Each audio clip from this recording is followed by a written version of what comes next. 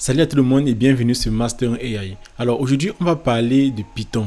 Python en 2025. Pourquoi ce langage est toujours essentiel et pourquoi je vous en parle aujourd'hui? Vous savez, notre chaîne est destinée à vous permettre d'évoluer très rapidement au concept avancé de machine learning et d'intelligence artificielle. Mais dans des cas concrets, si vous nous suivez depuis longtemps, vous comprendrez avec moi qu'on utilise le langage Python pour réaliser des projets. Donc Python, c'est l'un des langages les plus utilisés de nos jours et il y a une forte communauté derrière. Donc aujourd'hui, on va parler de Python, mais surtout, on va parler de comment l'apprendre efficacement en 2025. Donc c'est très important pour tous ceux qui veulent apprendre Python, que ce soit pour être développeur par exemple plus tard, ou bien se lancer dans le fameux monde de l'IA et de la data. Si c'est la première fois que tu tombes sur cette chaîne, moi c'est Jordan et je suis Machine Learning Engineer. Donc je travaille au quotidien sur des projets concrets qui intègrent de l'intelligence artificielle dans tous les domaines possibles, que ce soit de l'optimisation, que ce soit des projets qui intègrent des large language models ou encore des algorithmes précis de machine learning. Donc sur cette chaîne, on vulgarise ce qu'on connaît, on vous apprend en fait à développer des projets concrets qui sont prêts à aller en production.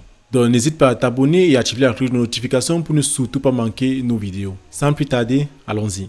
Déjà, pourquoi apprendre Python en 2025? Python est un langage ultra simple, donc c'est ultra accessible à tout le monde. Le fait que la syntaxe soit très proche de l'anglais offre cette facilité-là à l'apprendre.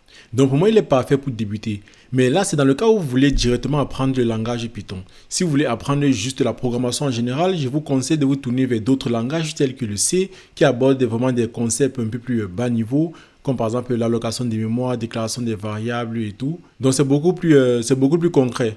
C'est bas niveau, c'est plus difficile, mais pour moi, c'est plus concret si vous voulez juste apprendre la programmation au sens large. Mais là, comme on parle de Python, vous pouvez directement apprendre Python sans passer par d'autres langages. Là, je pars du principe que ce prérequis de connaissances algorithmiques, de logique, vous l'avez déjà. Ensuite, Python sera juste un outil pour développer concrètement votre algorithme. Donc, c'est un langage qui est très simple. En plus, il est polyvalent. Donc, ça veut dire si vous voulez faire par exemple du développement web, il y a des frameworks tels que Django ou bien encore Flask. Si vous voulez faire des calculs par exemple matriciels, vous pouvez utiliser des bibliothèques telles que NumPy ou bien faire encore des visualisations avec des bibliothèques telles que Panda. Là, on parle déjà de la data en général. Et bien sûr, vous pouvez faire de l'IA et du machine learning avec plein de bibliothèques qu'offre le langage Python.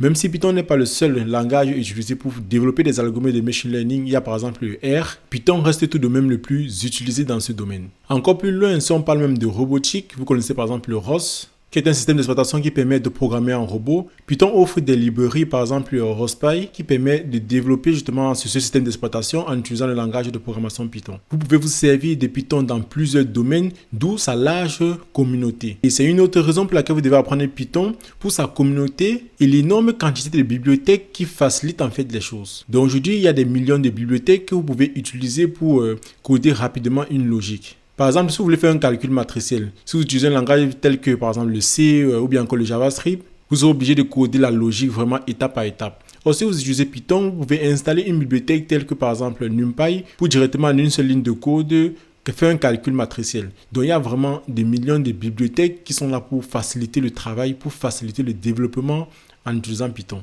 Et du coup, on parle de communauté, ça vient avec les opportunités. Étant donné que Python est le langage le plus utilisé de nos jours, vous imaginez bien avec moi que les opportunités sont versées sur Internet. En plus de cela, avec l'avenue de ChatGPT, des modèles de langage, Python a vraiment explosé. Tout le monde veut apprendre Python, tout le monde veut développer des projets qui intègrent de l'IA, ce qui fait en sorte que les développeurs Python, bien les développeurs IA sont de plus en plus recherchés. Et c'est lié un peu avec mon dernier point, sur les raisons pour lesquelles vous devez apprendre Python, c'est que c'est l'avenir de l'IA. Aujourd'hui, lorsqu'on parle d'IA, on parle directement du langage Python. Si vous voulez intégrer l'IA dans votre projet actuellement, ce sera plus facile de le faire avec Python. Si vous avez une application qui est faite par exemple avec JavaScript ou bien du HTML, vous êtes obligé de développer un service avec Python pour intégrer de l'IA à l'intérieur. Donc vraiment, c'est incontournable. Pour un débutant qui sait déjà ce qu'il veut faire dans la data, bon, c'est clair, il faut apprendre Python. Si vous êtes en reconversion, vous voulez vous lancer dans la data ou bien dans l'IA, vous devez apprendre Python. Donc maintenant, quelles sont les techniques clés pour apprendre Python rapidement et efficacement en 2025? Parce que la manière dont on apprenait Python il y a de cela 4 ans, 5 ans, ce n'est plus la même actuellement, c'est devenu obsolète. Il faut s'adapter, sinon vous prenez directement du retard. Le premier conseil que je vais vous donner, c'est de faire un apprentissage actif. Il faut coder tous les jours, même si c'est 25 minutes, il faut coder. Pour apprendre un nouveau langage, il n'y a rien de plus simple que de pratiquer ce langage quotidiennement. Donc lorsque je parle d'apprentissage actif, je ressors deux choses à l'intérieur. Il y a déjà premièrement apprendre les bases de Python. Variables, conditions, boucles, liste, il faut apprendre tout cela, il faut apprendre les bases. Et pour apprendre ces bases, justement, c'est l'une des premières vidéos de cette chaîne. C'est une vidéo qui dure 2 heures où on balaye vraiment toute la base de Python. Et ensuite, il faut vous servir au maximum de la documentation. La documentation de Python, elle est très bien faite. Le but, quand vous lisez la documentation, ce n'est pas de la retenir. Ça ne sert à rien, ça ne sert strictement à rien de retenir une documentation parce que tôt ou tard, vous allez l'oublier. Le but, c'est de savoir qu'il y a des notions qui existent. Et lorsque vous serez confronté à un problème, vous saurez où aller chercher. Une fois ces bases-là intégrées, je vous recommande de coder tous les jours. Utilisez par exemple des plateformes telles que LeetCode qui vont vous permettre de pratiquer quotidiennement afin d'intégrer cette logique de programmation en utilisant Python. LeetCode, c'est une plateforme qui permet de coder en utilisant plusieurs langages, notamment Python, des exercices de logique. Donc ça va développer votre capacité à penser programmation. Donc c'est vraiment le premier conseil, apprendre de façon active, apprendre de façon continue, presque tous les jours. Pour ne pas dire tous les jours parce que c'est impossible de coder 7 jours sur 7. Il faut que vous vous donniez des objectifs de façon progressive. Par exemple, je code 3 fois par semaine. Ensuite, vous essayez de lever là-bas. Je code 4 fois par semaine et ainsi de suite. Ça ne sert à rien de se donner un objectif de 7 jours par semaine et vous n'arrivez pas en fait à tenir. Donc, allez vraiment de façon progressive. Le deuxième conseil que je vais vous donner, c'est d'adopter une approche orientée projet. Quand un projet va vous permettre de rester plus motivé en fait lorsque vous apprenez un nouveau langage, vous savez que vous êtes en train de réaliser quelque chose de concret et ça va vous motiver à programmer tous les jours. C'est différent de faire juste des exercices Python. Donc, essayez d'intégrer cela à un projet et en plus de cela, un projet vous permet de contextualiser votre apprentissage. Donc, essayez de choisir un projet. Par exemple, dans cette vidéo, la deuxième vidéo de la série qui parle de Python jusqu'au déploiement des projets d'intelligence artificielle, on réalise par exemple un projet qui permet de gérer une bibliothèque. Donc, en réalisant ce projet, on sait qu'on parcourt presque toutes les notions de Python, que ce soit des boucles, des conditions, des listes et en fait des types de données. Et on va même jusqu'à la programmation orientée objet. Donc, en faisant un projet comme ça permet de consolider en fait votre apprentissage et de contextualiser le tout au sein d'un projet concret. Donc, essayez de vous trouver un projet à vous. Ça peut être un projet personnel de gestion des données, ça peut être une mini-application avec peut-être Streamlit. Mais dans tous les cas, essayez de réaliser un projet concret pour faciliter votre apprentissage. Un autre conseil que je vais vous donner, c'est d'utiliser les bonnes pratiques et des outils adaptés. Quand je parle de bonnes pratiques, je parle par exemple de comment vous écrivez vos fonctions. Elles ne doivent pas être trop longues. Les logiques doivent être séparées. Votre projet, par exemple, doit être séparé en plusieurs modules. Ayez l'habitude d'utiliser des doctrines, documenter au maximum votre code. En fait, ça, ce sont des bonnes pratiques de programmation. Mais en plus de ça, il faut les joindre à l'utilisation d'une IDE qui est sophistiquée. Par exemple, VS Code, qui peut vous permettre de coder en Python. Vous pouvez à l'intérieur installer plusieurs extensions. Ça peut être une extension Black, par exemple, qui va reformater et bien indenter votre code. Ça peut être, vous pouvez joindre cela à ISOT, lorsque vous faites par exemple un CTRL-S pour enregistrer votre travail, cela reformate tout automatiquement. Ça peut être même des extensions pour vous aider à coder rapidement, telles que Continue ou bien comme même GitHub Copilot. En fait, il y a plusieurs façons d'optimiser votre apprentissage au quotidien avec des IDE et des outils adaptés. Il y a un dernier conseil et pas des moindres, savoir utiliser de l'IA pour apprendre plus rapidement. C'est ce que je vous disais tantôt, la manière dont on apprenait un nouveau langage de programmation il y a de cela 5 ans, ce n'est plus pareil de nos jours. Avec la venue des IA tels que ChatGPT ou encore Claude AI qui est beaucoup plus sophistiqué en ce qui concerne la programmation, vous pouvez vous servir de ces outils pour apprendre plus rapidement. Mais attention à ne pas tomber dans le piège. Ce que je vous recommande, c'est lorsque même quand l'IA vous fournit un code, ne faites pas de copier-coller. Il faut retaper le code ligne par ligne.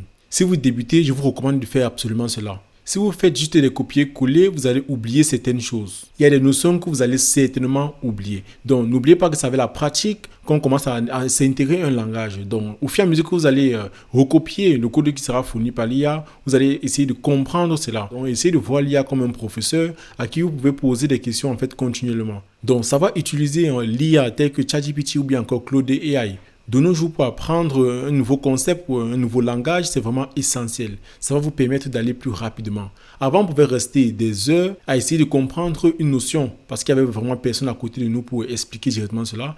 Aujourd'hui, avec ChatGPT, c'est comme un professeur qui est juste là, il est disponible H24 pour vous aider à expliquer certaines notions. Ça peut être des notions même dans la documentation que vous ne comprenez pas. Ça peut être des concepts en Python que vous ne comprenez pas. Si je prends par exemple un concept de list comprehension que vous ne comprenez pas, vous pouvez directement mettre cela à ChatGPT et là, il vous explique ce qui auparavant devait prendre des jours pour essayer de comprendre la notion. Donc, essayez de vous servir au maximum de l'IA pour apprendre Python en 2025.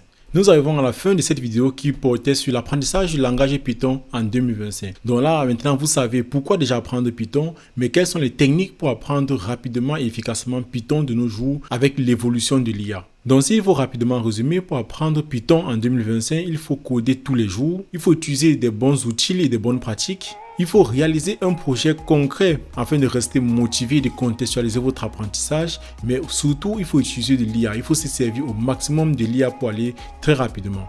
Nous avons sorti une playlist qui aborde les bases de Python jusqu'au déploiement de votre premier projet d'intelligence artificielle. Alors, il y a une vidéo de 2 heures qui balaye toutes les bases de Python et ensuite une vidéo de 1 heure qui réalise en fait un projet concret qui vont utiliser justement ces concepts de base que vous avez appris durant la vidéo précédente. Donc je vous invite à aller la regarder si vous voulez apprendre le langage Python. Je vous invite également à liker la vidéo et de la partager si vous l'avez aimé car cela nous soutient énormément. Et surtout, n'oubliez pas de vous abonner et de rester connecté sur Mastering AI parce que nous publions régulièrement des projets ou bien des concepts d'intelligence artificielle ou bien de la data afin de permettre à chacun de faire une carrière dans ça. Donc je vous dis à très bientôt sur Mastering AI.